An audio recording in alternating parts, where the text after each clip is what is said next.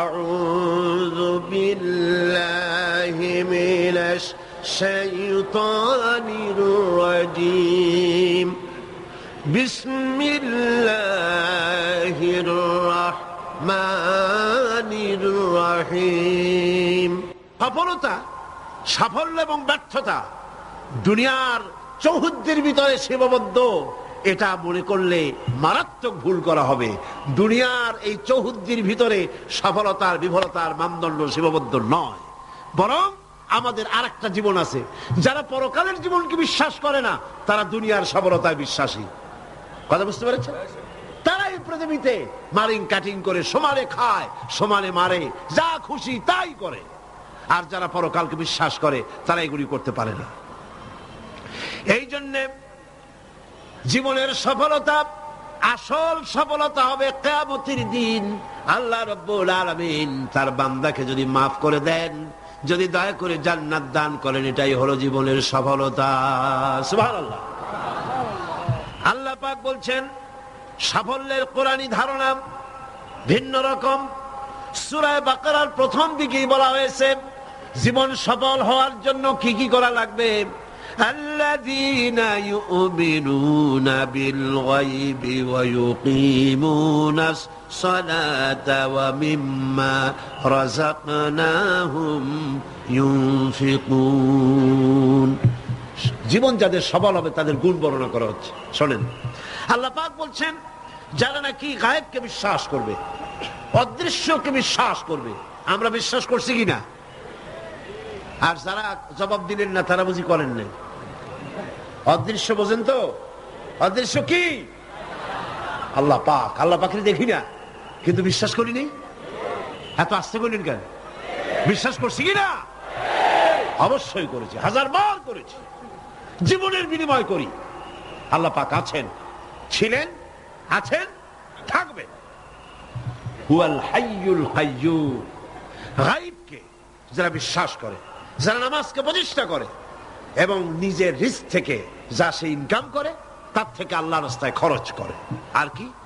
والذين يؤمنون بما أنزل إليك وما أنزل من قبلك وبالآخرة هم يوقنون।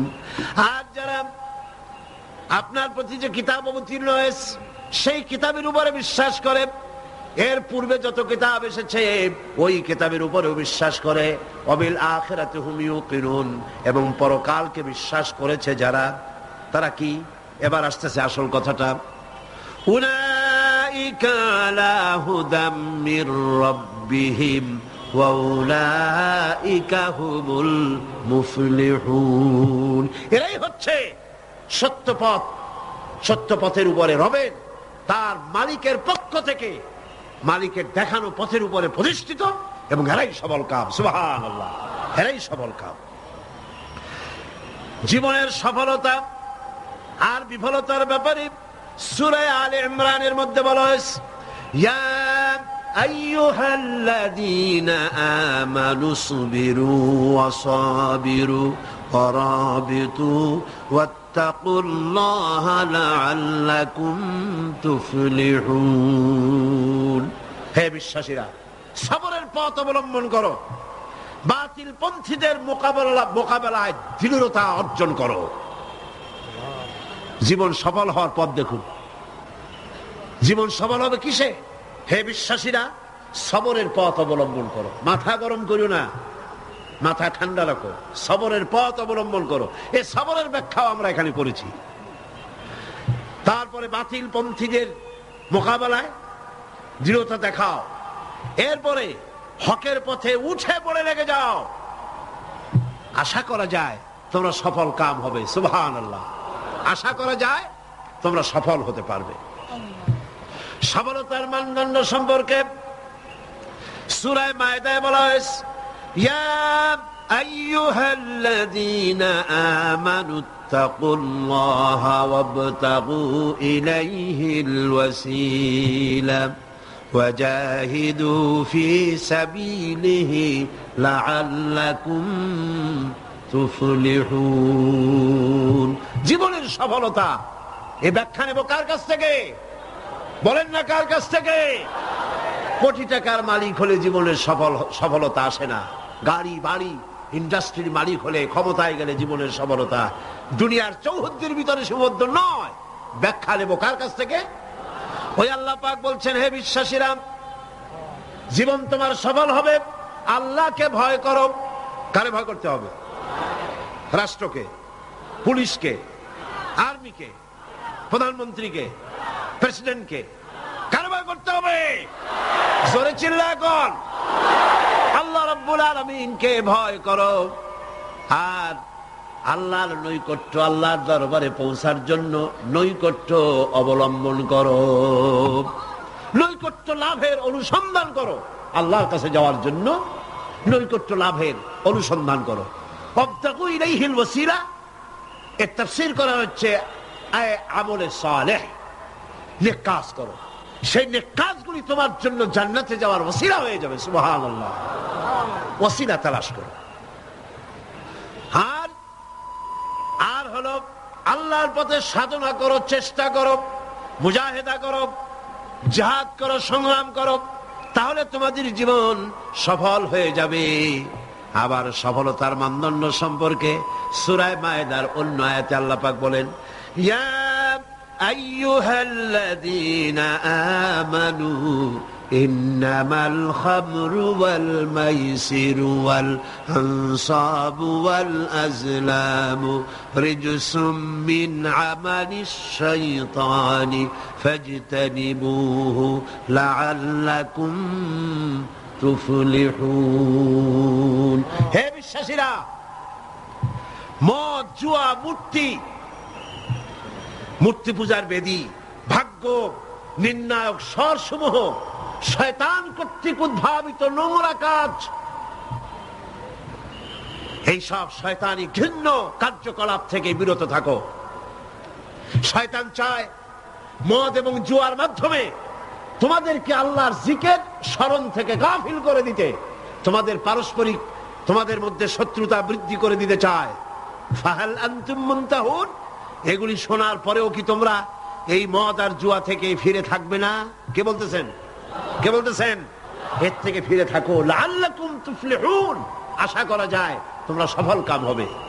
আমরা সফলতার আশা করি আল্লাহ নিষিদ্ধ জিনিসকে জারি করে দিয়ে, আল্লাহ নিষেধ করা জিনিসগুলি চালু করে দিয়ে তার মধ্যে সফলতা আশা করি। আর আল্লাহ বলেন, আমার নিষিদ্ধ করা জিনিসগুলিকে দুনিয়ার বুকে নিষেধ করো, বন্ধ করে দাও, তাহলে সফল হবে। প্রসঙ্গক্রমে আমি আপনাদের সামনে বলতে চাই, 1996 নির্বাচনে পার্লামেন্টে আসার পর মদ জুয়া নিষিদ্ধকরণ বিল 96, এই বিল আমি উত্থাপন করেছিলাম, বিল পেশ করেছিলাম। আপনারা নিশ্চয়ই পত্র পত্রিকায় দেখেছেন, দেখছেন না? সেই বিল উত্থাপন করার পর স্পিকার সাহেব কমিটিতে পাঠায় দিলেন, সংসদীয় কমিটিতে পাঠায় দিলেন। সুদীর্ঘ 2 বছরের ভিতরে এই বিলের কোনো খোঁজ নাই। মারাত্মক ডিপ ফ্রিজের অতল তলে বিল পড়েছিল। সেখান থেকে 15/10/98 তারিখে 2 বছর পর প্রথম আমার বিলের ব্যাপারে একটি মিটিং ডাকা হলো সংসদের কমিটি কক্ষে। আমি এই ঘটনা শুনেছি এই কারণে, এই আয়াতের সঙ্গে রিলেটেড জীবনের সফলতা আর বিফলতার মানদণ্ড কোথায়।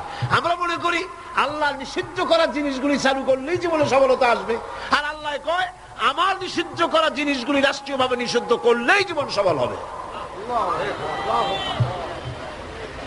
মিটিং বসলো, সেই মিটিং অন্তত 50-60 জন লোক আসছেন। কারা এসেছেন? বিভিন্ন মন্ত্রণালয়ের সিনিয়র অফিসার, সচিব, উপসচিব পর্যায়ের লোকেরা এসছেন। এমপি আসছেন কয়েকজন, সরকারি দলের, বিরোধী দলের। আমাকে তো ডেকেছেই। আমার মনে হলো, আশান্বিত হলাম, 2 বছর পরে হলেও বিল তো মরে নাই, জিন্দা আছে। এবং আমার মনে হলো যে এতগুলি মুসলমান এখানে মনে হয় আমার এই বিলের পক্ষেই তারা কথা বলবেন, এটা আমি আশা করলাম। আমাকে যিনি সভাপতিত্ব করছিলেন তিনি আমাকে বললেন, আপনি আগে কথা বলবেন না, সকলের বলা শেষ হবে তারপর আপনি বলবেন। সবটা শুনিয়া বললাম ঠিক আছে। শুরু হলো এই বিলের ব্যাপারে বলা, আলোচনা শুরু হলো। বিলের ব্যাপারে ফাইল তৈরি হয়েছে, এত এত বড়, আমার কাছে ফাইল আছে। বিভিন্ন মন্ত্রণালয় মদ নিষিদ্ধ করলে, জুয়া নিষেধ করলে এই দেশের কি হবে এই ব্যাপারে তারা তাদের মন্তব্য দিয়েছে। মন্ত্রণালয়ের মন্তব্য, জাতিসংঘ কি ফতোয়া দিয়েছে তাও আছে, সার্ক এ ব্যাপারে কি ফতোয়া দিয়েছে তাও আছে। এত বড় ফাইল। শুরু হলো প্রথমেই অর্থ মন্ত্রণালয়। সভাপতি সাহেব বললেন আপনি বলেন এই বিলের ব্যাপারে। অর্থ মন্ত্রণালয় বলল, মাননীয় সভাপতি, যদি এই বিল কার্যকরী হয়, মদ যদি বন্ধ করে দেওয়া হয়, তাহলে আমার দেশ প্রতি বছর 28 কোটি টাকার রাজস্ব ইনকাম থেকে মাহরুম হয়ে যাবে। স্বাস্থ্য মন্ত্রণালয় বলল, মদ যদি না থাকে জনগণের স্বাস্থ্য শেষ।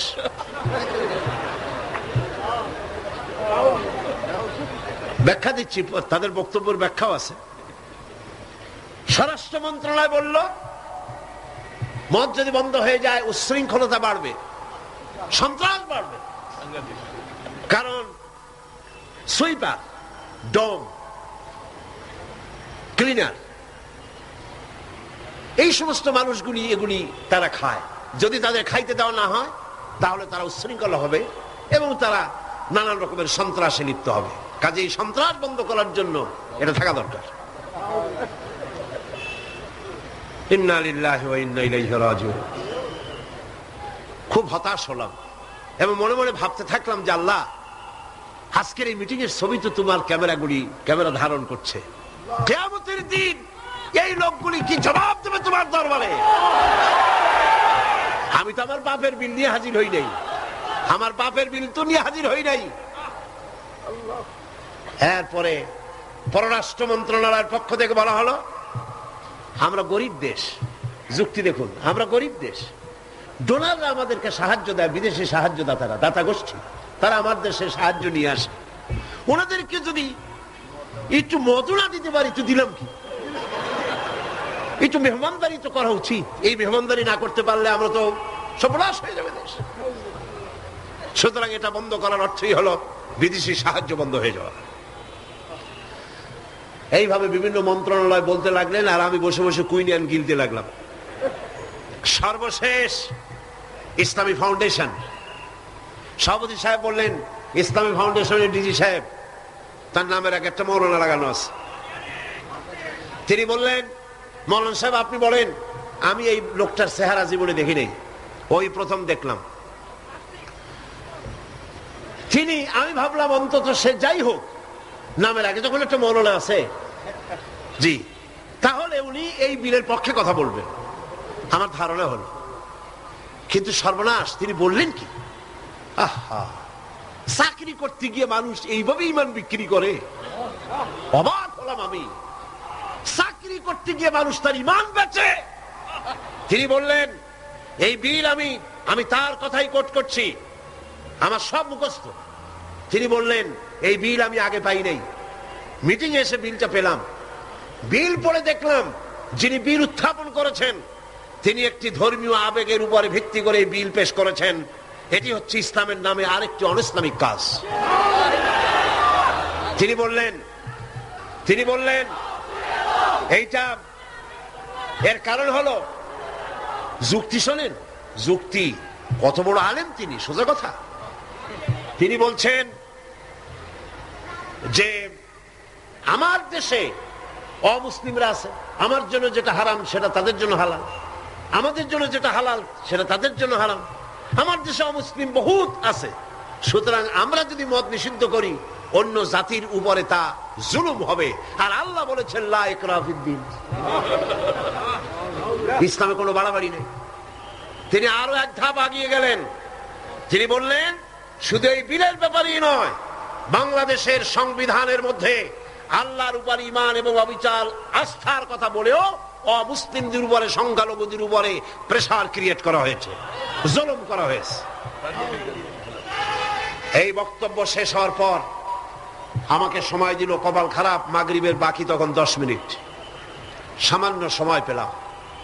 আমি বললাম, সভাপতি সাহেব, এতক্ষণ পর্যন্ত আপনার আমন্ত্রিত মেহমানেরা যেসব আইনের বই দিয়ে কথা বলেছেন সেগুলো আইনের বই, আর আমি যে আইনের কিতাব দিয়ে আজকে আপনাদের সামনে দলিল নিয়ে এসেছি সে আইনের কিতাবখানি হচ্ছে আকাশের নিচে জমিনের উপরে সর্বশ্রেষ্ঠ আইনের কিতাব, যার নাম কোরআন শরীফ। আমি যে বিল পেশ করেছি এই বিল আমার বানানো নয়, এটি মানুষের তৈরি করে নয়। আপনার অর্থ মন্ত্রণালয় বলেছে 28 কোটি টাকার ক্ষতি হবে, প্রতি বছর 28 কোটি টাকার ক্ষতি হবে রাজস্ব ইনকাম থেকে মদ বন্ধ করলে। কিন্তু আমি বলতে চাই, আল্লাহ পাকের নিষিদ্ধ জিনিসকে আপনারা হালাল করবেন, 28 কোটি নয়, বন্যার পানির মতো হাজার হাজার 28 কোটি টাকা আল্লাহ বন্যার পানি দিয়ে ভাসায় দেবে। আপনারা ঠেকাইতে পারবেন না, ঠেকাতে পারবেন না। খেতে দেওয়ার মালিক কে? ইমাম খোমেনিকে আমেরিকান প্রেসিডেন্ট বলেছিলেন, আমার বন্দীদেরকে ছেড়ে দাও, কূটনীতিকদেরকে ছেড়ে দাও, যদি না ছাড়ো তাহলে তোমাদের খাদ্য এবং রসদ যা আমরা পাঠাই ইরানে তা পাঠানো বন্ধ করে দেব। ইমাম খোমেনি ভর্সনে সিটই করছিলেন নাকি? খোমেনি সাহেব কি বললেন? ইতিহাস সাক্ষী। খোমেনি সাহেব বললেন, আমেরিকার প্রেসিডেন্ট সাহেব, তুমি খাবার দেবা না এই কথা কইয়া ভয় দেখাও কারে? আমি তো সেই জাতি যার বছরের ভেতরে 1 মাস উপাস থাকা ফরজ, বছরে 1টা মাস না খেয়ে থাকা ফরজ। তুমি আমার ভয় দেখাও না খেয়ে থাকা, তোমার খাদ্যের পরোয়া আমি করি না। সুতরাং ভয় তো করতে হবে আল্লাহ পাক। খাদ্য দেওয়ার মালিক তিনি, খাবারের মালিক দেওয়ার মালিক কে? আল্লাহ রাব্বুল আলামিন বলেছেন, ওয়ালাউ আন্না আহলাল কুরা আমানু ওয়াত্তাকাউ লাফাতাহনা আলাইহিম বারাকাতিম মিনাস সামাই ওয়াল আরদ। দেশের লোকেরা, জনপদের লোকেরা যদি আমার উপর ঈমান আনে আর আমাকে ভয় করার নীতি যদি অবলম্বন করে চলে, তাহলে আকাশ আর জমিনের সব বরকতের দরজা আমি আল্লাহ তাদের জন্য খুলে দেব। রিজক দেওয়ার মালিক তো আল্লাহ। কে মালিক? আল্লাহ পাক। আল্লাহর হারাম জিনিসকে আপনারা জারি রেখে 28 কোটি টাকা পাওয়ার লোভ করছেন। কত 28 কোটি চলে যাবে ঠিক পাবেন না। পেঁয়াজের ঝাঁস কত টের পান না এখন? পেঁয়াজের ঝাঁস কত? এক সময় সিলেটের নাম ছিল 2টি পাতা 1টি কুড়ির দেশ, ঠিক না? 2টি পাতা 1টি কুড়ির দেশ সিলেট। আর এখন 2টি কাঁচামরিচ 1টি পেঁয়াজের দেশ বাংলাদেশ। মানুষ যখন নিজের দাম বোঝে না তখন আল্লাহ জিনিসের দাম বাড়ায় দেয়। দাম কার? পেঁয়াজের নাম। আর কার দাম? মানুষের দাম। মানুষ তার দাম বোঝে নাই, আল্লাহ কাঁচামরিচের দাম বাড়াই দেয়। যা, পেঁয়াজের দাম, কাঁচামরিচের দাম, হাবিজাবির দাম বেড়ে গেল, মানুষেরা না খেয়ে মরতেছে। সুতরাং আপনারা ঠেকাবেন কি করে? স্বরাষ্ট্র মন্ত্রণালয় বলছে উচ্ছৃঙ্খলতা বাড়বে। আশ্চর্য কথা। আল্লাহ বলছেন উচ্ছৃঙ্খলতা কমবে, আর আপনি বলতেছেন বেড়ে যাবে। কি আশ্চর্য কথা। স্বাস্থ্য মন্ত্রণালয় বলছে যে স্বাস্থ্য খারাপ, স্বাস্থ্য ভালো হবে মদ খাইলে, না খাইলে স্বাস্থ্য খারাপ হবে। রাসূলুল্লাহ বলেছেন মদ কোন ওষুধ নয়, মদ নিজেই ব্যাধি, এটা নিজেই রোগ। সুতরাং কথা হচ্ছে মেহমানদারি মদ দিয়া করা যাবে না। রাসূল কারীম সাল্লাল্লাহু আলাইহি ওয়াসাল্লামের কাছে মদ নিষিদ্ধকরণ আয়াত যখন নাজিল হলো, এই আয়াত যেটা আমি পড়লাম, একজন সাহাবী এসে বললেন, হুজুর আমার কাছে কিছু মদ আছে, আমি এখন করবো কি? দেখেন, আমি সেইখানে সেই মিটিং এ বললাম, সেই সাহাবী জিজ্ঞেস করলেন, হুজুর আমি করবো কি? কোন ইহুদির হাদিয়া দিয়ে দেই?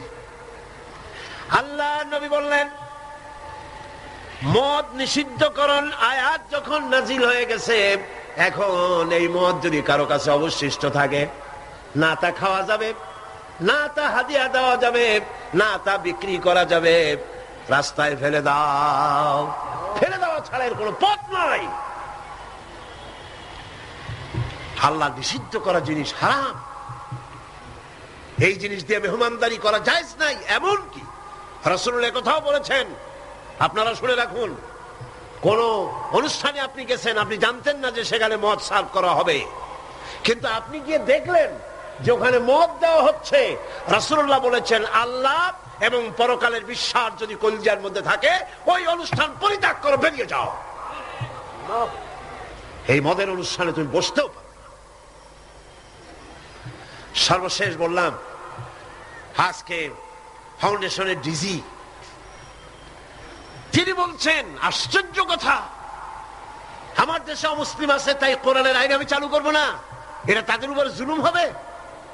রাসূলুল্লাহর উপরে যখন এই আইন নাজিল হয়, তখন মক্কা মদিনায় ইহুদি খ্রিস্টান ছিল না, তো তাদেরকে উপলক্ষ্য করে রাসূলুল্লাহ কি আইন বন্ধ করে রাখছিলেন? না, বরং বললেন সাহাবীরা, তখন তো মাইক ছিল না, রেডিও নাই, মাইক নাই, ফ্যাক্স নাই, পত্রপত্রিকা নাই, টেলেক্স নাই, টেলিভিশন নাই। হুজুর বললেন, যাও রাস্তায় রাস্তায় এই আয়াত চিল্লায় পড়ো। সাহাবায়ে কেরাম রাস্তায় নেমে গেলেন। এই আয়াত, ইন্নামাল খামরু ওয়াল মাইসিরু ওয়াল আনসাবু ওয়াল আজলামু রিজসুম মিন আমালিশ শাইতানি ফাজতানিবু। যাও পড়ো। সবাই চিল্লায় পড়তে লাগলেন। ইতিহাস সাক্ষী, তারা যখন তেলাওয়াত করতেছিলেন রাস্তায় রাস্তায়, যেই সব মুসলমান মদ পান করতেছিলেন, তখন যার হাতে মদের গ্লাস ছিল, কোরআনের আয়াত শুনে মদের গ্লাস নিক্ষেপ করলেন। যিনি গলায় নিয়েছিলেন, মুখে নিয়েছিলেন, কুড়ি করে ফেলে দিলেন। যিনি গিলেছিলেন, গলার মধ্যে আঙ্গুল দিয়ে বমি করে ফেলে দিলেন। যার ড্রামের ভিতরে, হাড়ির ভিতরে মদ ছিল, লাথি মেরে পাতিল ভেঙে দিল, আর মদ রাস্তাগুলি প্রবাহিত হয়ে গেল। শাসনতন্ত্র, আমার দেশের সংবিধানের ভিতরে আল্লাহর উপরে ঈমান এবং অবিচল আস্থার কথা বলা হয়েছে, সেইটাও নাকি অমুসলিমদের উপরে জুলুম করা হয়েছে। আমি জিজ্ঞেস করতে চাই, আমার দেশের হিন্দুরা আল্লাহকে অস্বীকার করে? আস্তে কনকান করে? আল্লাহ না বলুক, ভগবান তো বলে, ব্রহ্মা তো বলে, উপরওয়ালা তো বলে, ঈশ্বর তো বলে, বিধাতা তো বলে। খ্রিস্টানরা আল্লাহকে অস্বীকার করে? চিল্লায় বলেন করে? বৌদ্ধরা করে? এই দেশের কিছু নাস্তিক মুরতাদ ছাড়া আল্লাহকে কেউ অস্বীকার করে না। সুতরাং আমার দেশে আল্লাহর উপর ঈমান এবং অবিচল আস্থার কথা সংবিধানে যা লেখা হয়েছে, এটাকে পরিবর্তন করতে চাইলে বাংলাদেশে আগুন জ্বলবে, কেউ ঠেকাইতে পারবে না।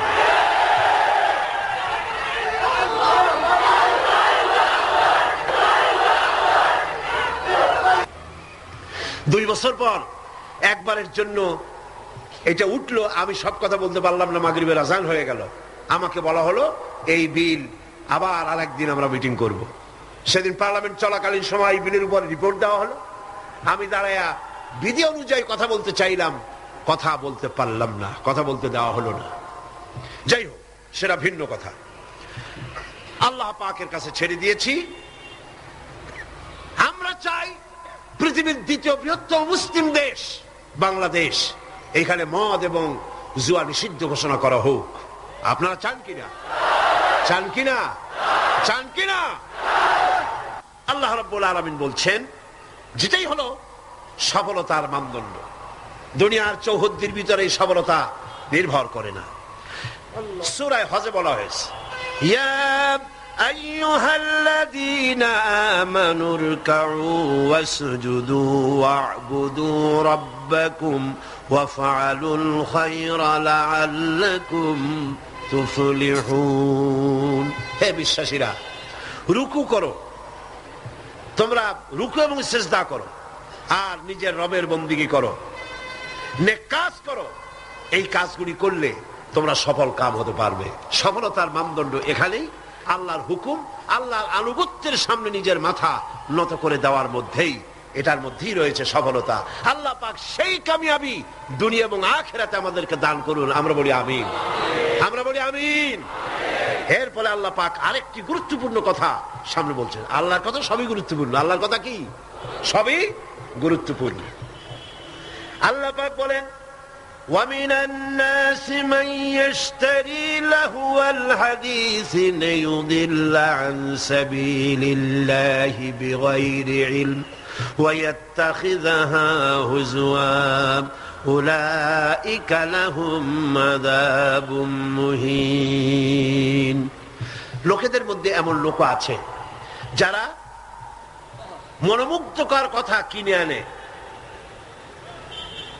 জ্ঞান ছাড়াই, আল্লাহর পথ থেকে মানুষকে ফিরায় রাখার জন্য। ওয়াত্তাখিযাহা হুজুয়া, আর আল্লাহর পথে মানুষ যেন চলতে না পারে সেই জন্য এই পথকে তারা হাসি এবং ঠাট্টা বিদ্রুপ করে। উলাইকা লাহুম আযাবুম মুহিন, এদের জন্য রয়েছে লাঞ্ছনাকর শাস্তি। আর কি, وَإِذَا تُتْلَى عَلَيْهِ آيَاتُنَا وَلَّى مُسْتَكْبِرًا كَأَنْ لَمْ يَسْمَعْهَا كَأَنَّ فِي أُذُنَيْهِ وَقْرًا فَبَشِّرْهُ بِعَذَابٍ أَلِيمٍ। আর যখন তাকে আমার আয়াত তেলাওয়াত করে শোনানো হয়, সে দর্প ভরে অ্যাবাউট টার্ন করে, দর্প পরে পিঠ ফিরায় চলে যায়। কাল্লাম ইয়াসমাহা, যেমন সে শুনতেই পায় নাই। কান্না ফি উযনাইহি ওয়াকরা, যেন সে বধির কালা, আমার কথা যেন শুনিই নাই, এমনই অবস্থা। এই লাহওয়াল হাদিস, এই জিনিসটাকে এটা বুঝতে হবে। এই মুহূর্তে সবচাইতে জরুরি কথা লাহওয়াল হাদিস। এগুলো হচ্ছে একদিকে আল্লাহর পক্ষ থেকে পথ নির্দেশনা আসছে, অনুগ্রহ আসছে, সেটার নাম হচ্ছে, সেটা দিয়ে লোকেরা লাভবান হচ্ছে, তার নাম কিতাব কোরআন শরীফ। তার নাম কি? কোরআন শরীফ। অন্যদিকে ওই সব সৌভাগ্যবান ব্যক্তির পাশাপাশি এমন দুর্ভাগা লোকেরাও রয়েছে যারা আল্লাহর আয়াতের মোকাবেলায় ভিন্ন পদ্ধতি গ্রহণ করেছে। সেটা কি? তারা বিভিন্ন মনোমুগ্ধকর কথা বিভিন্ন জায়গা থেকে আমদানি করেছে। হাদিস শরীফে এসেছে, নজর ইবনে হারেস, কুরাইশদের এক ব্যক্তি, সে বলল, তোমরা মুহাম্মদ সাল্লাল্লাহু আলাইহি ওয়াসাল্লামের বিরোধিতা করে কিছু করতে পারবে না, কারণ তারে তোমরা বলছো মিথ্যাবাদী, না তারে তোমরা বলছো যে তিনি গণক, তিনি জাদুকর। এই কথা বলে তোমরা কুল পাবে না, কারণ তিনি এই সমাজের ভেতরেই বেড়ে উঠেছেন, জিন্দেগিতে তিনি একটি মিথ্যে কথা বলেন নাই, কাউকে ঠকান নাই, কারোর সঙ্গে প্রতারণা করেন নাই। এই লোকের বিরুদ্ধে এই সমস্ত কথা বলে তোমরা কুলাইতে পারবা না। তবে আমি এই ধান্দাবাজি তোমরা ছাড়ো, কোরআন শরীফের কাছে যাতে মানুষ না যায়। মানুষগুলি হেদায়েত হচ্ছে কি কারণে? এক রসুল দেখে আর এক কোরআন শুনে। কারণ কয়টা? দুইটা। কয়টা কারণ? রাসূলুল্লাহর চেহারা দেখে, রাসূলুল্লাহর ব্যবহারে ইসলামের দিকে আকৃষ্ট হচ্ছে, আর কোরআন শুনে মানুষ পাগল হয়ে যাচ্ছে। সুবহানাল্লাহ। নবীজি যখন তেলাওয়াত করতেছেন, কাফের বেঈমানেরা চতুর্দিক থেকে দাঁড়ায় যাচ্ছে। রাসূলুল্লাহর তেলাওয়াত শুনে শুনে নিজেদের অজান্তে চোখের থেকে পানি পড়তেছে, আর মুখ দিয়া বেসাখতা বেরিয়ে যাচ্ছে, লা ইলাহা ইল্লাল্লাহু মুহাম্মাদুর রাসূলুল্লাহ। সরে পড়ে লা ইলাহা লা ইলাহা লা ইলাহা ইল্লাল্লাহু মুহাম্মাদুর রাসূলুল্লাহ। নজর বিন হারিস বলল, মুহাম্মদ সাল্লাল্লাহু আলাইহি ওয়াসাল্লামের বিরুদ্ধে কথা বলে ইসলাম থেকে সরাইতে পারবা না। আমি বুদ্ধি এঁটেছি, আমি এক কায়দা করব, দেখবা লোকেরা এখানে আর আসবে না। সেটার জন্য সে চলে গেল বাগদাদ। মক্কা থেকে বাগদাদ ইরাক চলে গেল। ইরাক থেকে পুরানা রাজা বাদশাদের কিসসা কাহিনী কিনে আনলো। সেই কিসসা কাহিনী কিনে এনে সেইগুলি কিসসার এক বিরাট আসর বসাইলো, আর সেই আসরকে আরো আকর্ষণীয় করার জন্য নর্তকী, সুন্দরী, গায়িকা, নায়িকা এদেরকে আনা হলো। এই দিয়ে মানুষকে কোরআন থেকে ফিরায় রাখার জন্য চেষ্টা করলো, আর ইসলামের রাস্তাকে, কোরআনকে ঠাট্টা বিদ্রুপ তারা করতে লাগলো। বন্ধুগণ, আল্লাহ রাসূল আখিরাত এবং নৈতিক চরিত্রে শোনার ইচ্ছাই যেন লোকেরা হারিয়ে ফেলে, সেই জন্য এই চেষ্টা তারা করলো। যেমন আজকাল ইসলাম থেকে দূরে সরাবার জন্য চেষ্টাটা চলছে। এই চেষ্টা চলতেছিল রাসূল করিম সাল্লাল্লাহু আলাইহি ওয়াসাল্লামের সময়। কোরআন যাতে শুনতে না পারে সেজন্য নায়িকা এনেছে, গায়িকা এনেছে, সেজন্য তারা গল্পের আসর বসিয়েছে, সাংস্কৃতিক আন্দোলন করেছে। এগুলি করে কোরআন থেকে ফিরাবার হাজারো প্রচেষ্টা করেছে। আর আজও একই পদ্ধতিতে গোটা জাতিকে চরিত্রহীন বানাবার লাহওয়াল হাদিস দিয়ে প্রচেষ্টা চলছে। ঠিক কিনা? ঠিক কিনা? আজ দেখেন দেশের সরকারের পৃষ্ঠপোষকতায় নর্তকী, গায়িকা, নায়িকা বন্যার পানির মতো ভারত থেকে আসতেছে। ঠিক কিনা? এরপরে আল্লাহর কোরআনের পথে বাধা দেওয়ার জন্য নাচ, গান, নাটক, সিনেমা ইত্যাদির আমদানি করা হচ্ছে। এগুলি করে ইসলামের পথে বাধার সৃষ্টি করা হচ্ছে। দর্শন বাড়তেছে, চরিত্রহীনতা ক্রমান্বয়ে বাড়তেছে। এগুলি সব হচ্ছে লাহওয়াল হাদিস। এগুলি কি বলুন? লাহওয়াল হাদিস।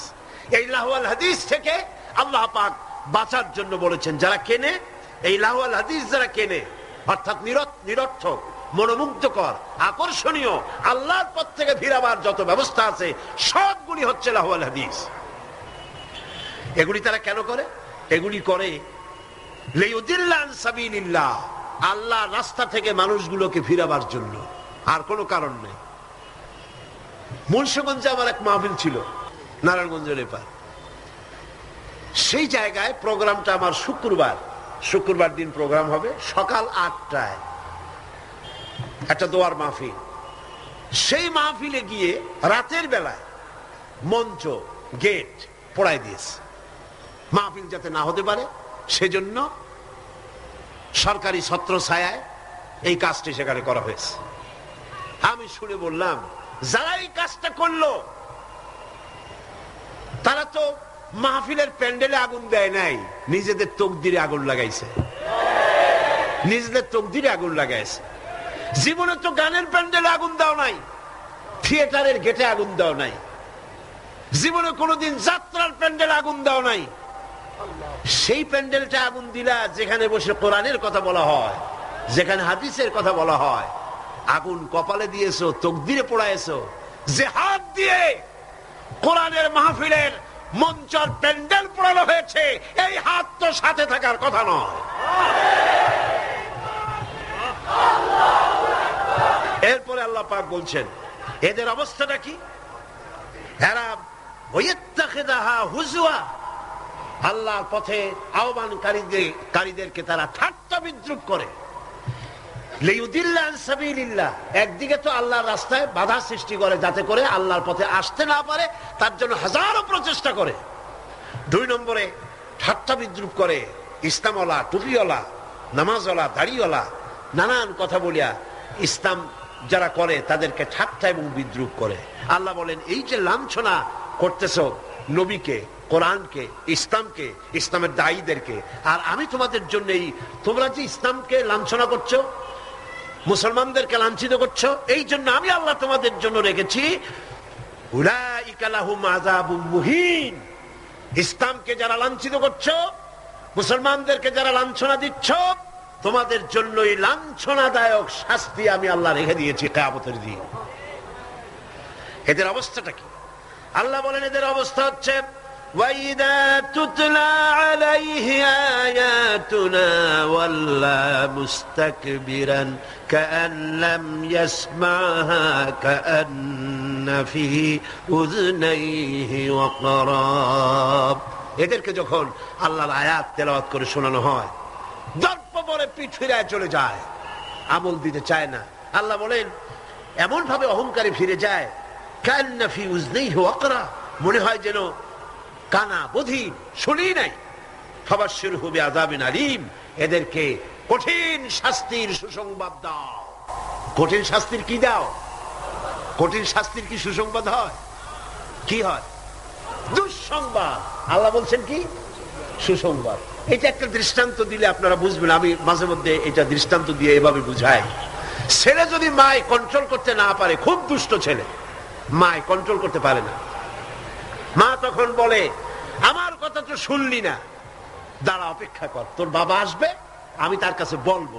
এমন পিঠটি লাগাবে তখন মজা টের পাবি। পিটাইলে কি মজা লাগে নাকি? তাহলে এটা বলছে কেন? শাস্তির তীব্রতা বুঝাবার জন্য। সেই জন্য আল্লাহ পাক বলছেন ফাবাশশিরহু, এদেরকে সুসংবাদ শোনাও, পীড়াদায়ক যন্ত্রণাদায়ক শাস্তিদের জন্য রয়েছে যারা ইসলামের পথে বাধা দেয় আর ইসলামকে দিয়ে যারা ঠাট্টা বিদ্রুপ করে। মরিয়া দেখো, তারপরে টের পাবা। এখন তো কিছু আল্লাহ কবে না, আল্লাহ খুব, আল্লাহর ধৈর্য আমাদের চাইতে কম না বেশি? সুবহানাল্লাহ, সুবহানাল্লাহ, কম সুবহানাল্লাহ। চিন্তা করা যায়, আল্লাহ যদি আমাদের মতো এরকমের বদমেজাজি হইতেন, মেজাজ খারাপ হইতো, কবে ভাঙ্গে চুরে সব শেষ করে ভালাইতেন। আল্লাহর কত ধৈর্য, সুবহানাল্লাহ, কত ধৈর্য। আল্লাহ অপেক্ষা করতেছেন, সময় দিচ্ছেন। ওয়ায়ামুদ্দুহুম ফি তুগয়ানিহিম ইয়ামাহুন, আল্লাহ পাক সার্কাসদেরকে, সীমা লঙ্ঘনকারীদেরকে ঢিল দিচ্ছেন, কর যদ্দুর পারিস কর।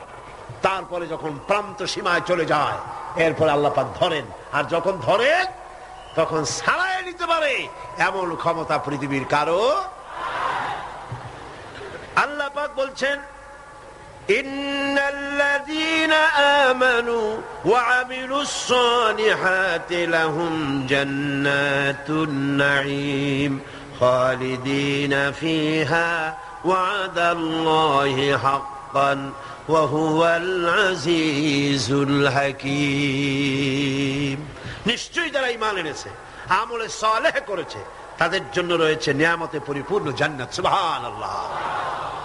গালাগালি সহ্য করো, তোমরা গালাগালি সহ্য করো, মার সহ্য করো, অত্যাচার সহ্য করো, জুলম সহ্য করো, আর নিজেদের কদমকে মজবুত করো, দ্বীনকে প্রতিষ্ঠার পথে এগিয়ে যাও।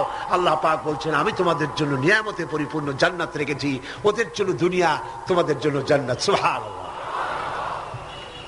হুনাইনের যুদ্ধ থেকে, হুনাইনের জিহাদ থেকে রাসূলুল্লাহ যখন ফিরতেছিলেন, ফেরার পথে গনিমতের মালগুলি ভাগ করতেছিলেন, গনিমতের মাল ভাগ করছিলেন, তখন মক্কা শরীফ থেকে যে সমস্ত মুসলমানরা এসেছিলেন তাদেরকে রাসূলুল্লাহ বেশি দিলেন, ছাগল বেশি দিলেন, গনিমতের মাল ছাগল বেশি দিলেন, উট বেশি দিলেন, আর আনসারদেরকে কম দিলেন। হযরত সাদ রাদিয়াল্লাহু তাআলা আনহু, যিনি আনসারদের নেতা ছিলেন, তিনি রাসূলুল্লাহকে বললেন, হুজুর, বন্টন যা করলেন এতে কিন্তু আনসারেরা একটু নারাজ হয়ে গিয়েছে, তারাই বেশি স্যাক্রিফাইস করলো, অথচ গনিমতের মাল তারা কম পেয়ে গেল। হুজুর বললেন, তোমার মত কি? কয়, আমিও ওই রকমই, অর্থাৎ ওইটাই সমর্থন করি, আমাদেরকে একটু বেশি দেওয়া উচিত ছিল। রাসূলুল্লাহ কি বললেন? সুবহানাল্লাহ। রাসূলুল্লাহ বললেন, একটু পরেই তুমি দৃশ্যটা দেখবা, ও সাদ, ও আনসারেরা, একটু পরেই দৃশ্যটা দেখবা। মক্কায় যারা ফিরে যাবে তারা নিয়ে যাবে উট, ভেড়া, ছাগল, আর মদিনায় যারা ফিরে যাবে তারা নিয়ে যাবে আল্লাহ রাসূলকে সাথে নিয়ে যাবে, আল্লাহ রাসূলকে সাথে নিয়ে যাবে। কোনটা বেশি? সুবহানাল্লাহ। দুনিয়ায় ঠাট্টা করে, বিদ্রুপ যারা করে, গালাগালি করে, সহ্য করো এবং তাহাম্মুলের সাথে পরিস্থিতির মোকাবেলা করো। আল্লাহ পাক বলছেন, অপেক্ষা করো, ওদের জন্য দুনিয়ায় সব শেষ, যত সেলুট এইখানে শেষ, এরপরে সেলুট শুরু হবে কবরের মধ্যে নিয়ে, আসল সেলুট, ঠিক পাইছেন? আসল সেলিউট শুরু হয়ে যাবে কবরের মধ্যে গিয়া। আগ পর্যন্ত যদ্দূর পারো করো। আর মুসলমানদের দুঃখ দুর্দশা ইমানদারদের জন্য মওতের আগ পর্যন্ত শেষ। এরপরে আল্লাহ পাক বলেছেন, চিরস্থায়ী জান্নাত দেব, খালিদিনা ফিহা আবাদা, চিরকাল জান্নাতের মধ্যে থাকবা। সুবহানাল্লাহ। তবে এখানে আপনি সবর করে থাকবেন, আমার কথার ভুল অর্থ করবেন না যে আমরা শুধু মার খেতে থাকবো আর সবর করব, আর মাতবাড়ি, রাজনীতি, সমাজনীতি, ক্ষমতা, সব দেশের ফাসেক, ফুজ্জার, সারাবি, জানি, কাবাবি, ওরা থাকবে মাথার উপরে, আর আমরা খালি সবর করে যাব না। কথা কিন্তু সেটা না। কথা হচ্ছে ধৈর্যের সাথে পথ অতিক্রম করেন, মঞ্জিলের পানে এগিয়ে যান। মঞ্জিল কি? কোরআনের আইন চালু হওয়া। মঞ্জিল কি? আল্লামা ইকবাল বলেছেন, মঞ্জিলের দিকে এগিয়ে যাও, মঞ্জিলের পথে গন্তব্যে এগিয়ে চলো, সেই পর্যন্ত চলতে থাকো যতক্ষণ পর্যন্ত তোমার নাকের থেকে শ্বাস আসা যাওয়া করে। যতক্ষণ পারো মঞ্জিলে পৌঁছাবার জন্য দৌড়াও। যখন দৌড়াতে পারবে না, পায়ে যখন শক্তি নাই, তখন হামাগুড়ি দাও। হামাগুড়ি দিয়াও যখন এগোতে পারো না, গড়াতে থাকো।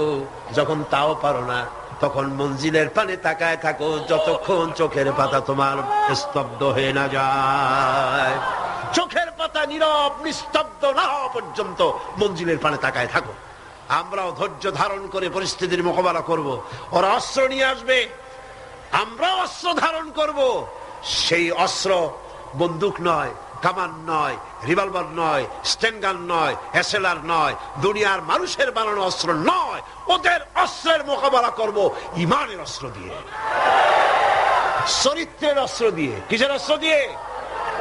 চরিত্রের অস্ত্র দিয়ে, ঈমানের অস্ত্র দিয়ে এদের মোকাবেলা করব। আর ইনশাআল্লাহ বাংলার জমিনে দ্বীন প্রতিষ্ঠা আমরা করব ইনশাআল্লাহ। আল্লাহ পাক বলছেন, এইভাবে যারা ঈমান আনবে, আমলে সালেহ করবে, ওদের জন্য জান্নাতুন নাঈম, নিয়ামতে পরিপূর্ণ জান্নাত দেব। খালিদিনা ফিহা, ওর মধ্যে তারা চিরকাল থাকবে। ওয়াদাল্লাহি হাক্কান, আল্লাহর প্রতিশ্রুতি অকাট্য। আল্লাহ ওয়াদা খেলাপ করেন না? কইলেন কেন? আসতে বললেন কেন? আল্লাহ ওয়াদা খেলাপ করেন? কখনো না। অকাট্য প্রতিশ্রুতি। শেষে গিয়ে বলছেন ওয়াহুয়াল আজিজুল হাকিম, তিনি প্রজ্ঞাময় এবং পরাক্রমশীল। তিনি যে ওয়াদা করেন, সেই ওয়াদা পালনের পথে বাধা সৃষ্টি করতে পারে এমন ক্ষমতা আকাশেও নাই, জমিনেও নাই। আল্লাহ রাব্বুল আলামিন আমাদেরকে সেই আল্লাহর পথে ঈমান এনে চলার তৌফিক দান করুন বলি আমিন। মুনাজাতের জন্য দাঁড়ানো ভাইরা বসুন, যত লোক দাঁড়ানো আছেন সবাই বসুন। لنكونن من الخاسرين ربنا لا تزغ قلوبنا بعد إذ هديتنا وهب لنا من لدنك رحمة إنك أنت الوهاب। আয় আল্লাহ তাআলা, হাজার হাজার মুসলমান নরনারী দীর্ঘক্ষণ ধরে তোমার কোরআনের কথা শুনেছি। আল্লাহ মেহেরবানি করে আমাদের আলোচনা দরুদ ও সালামের সওয়াব রাসূল করিম সাল্লাল্লাহু আলাইহি ওয়াসাল্লামের রূহ মুবারকে পৌঁছায় দাও। হে আল্লাহ তাআলা, আমরা যারা হাত তুলেছি, এর মধ্য থেকে মা বাপ যাদের দুনিয়া থেকে জন্মের মতো বিদায় হয়ে গেছে, আল্লাহ কবরগুলিকে জান্নাতের টুকরায় পরিণত করে দাও। রব্বির হামহুমা কামা রব্বায়ানি সগীরা। সবাই পড়েন রব্বির হামহুমা কামা রব্বায়ানি সগীরা। হায় আল্লাহ তাআলা, সারা জীবন আমরা গুনাহ করেছি, দয়া করে মেহেরবানি করে আমাদের জিন্দেগীর সমস্ত গুনাহ কথা মাফ করে দাও। হে আল্লাহ তাআলা, এত বড় মাহফিল, এই মাহফিলের আয়োজন ইসলামী সমাজ কল্যাণ পরিষদ প্রতি বছর করে। আল্লাহ তুমি জানো। হে আল্লাহ তাআলা, তুমি দয়া করে মেহেরবানি করে এই মাহফিলের 5টা দিন তুমি তোমার কুদরতি নিজাম দিয়ে চালায় দিও। হে আল্লাহ, অর্থনৈতিক দিক থেকে যে অসুবিধা আছে, হে আল্লাহ তাআলা, মালদার লোক যারা, আয় আল্লাহ তুমি দয়া করে তাদের দিলকে বড় করে দাও।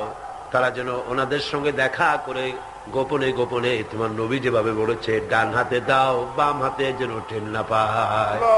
এইভাবে করে কোরআনের খেদমতে এই এলাকার মুসলমানগুলি যেন, মুসলমান নারী পুরুষ সবাই যেন এগিয়ে আসে। আল্লাহ সকলের দিল আর হাত তুমি খুলে দাও রব্বুল আলামিন। আয় আল্লাহ তাআলা, কোরআনে কারীমের কথা শোনার জন্য দূর দারাজ থেকে লোকেরা আসে, আর যারা এখানে বলেন, আল্লাহ তুমি দয়া করে তাদের বলার তৌফিক দান করে দিও। আপনারা দোয়া করেন আমার কণ্ঠস্বরের জন্য, শরীরের জন্য। আল্লাহ যেন এই মাহফিলের জন্য উপযোগী কথা যেন হক ভাবে সুন্দর করে মানুষের সামনে উপস্থাপন করার তৌফিক যেন আল্লাহ পাক দান করেন। আমি যা বলি তার জন্য আমি নিজে আমল করতে পারি, আল্লাহ তৌফিক যেন দান করেন। ربنا تقبل منا إنك أنت السميع العليم وتب علينا إنك أنت التواب الرحيم سبحان ربك رب العزة عما يصفون وسلام على المرسلين الحمد لله رب العالمين واجعل آخر كلمة عند الموت لا إله إلا الله محمد رسول الله। السلام عليكم ورحمة الله।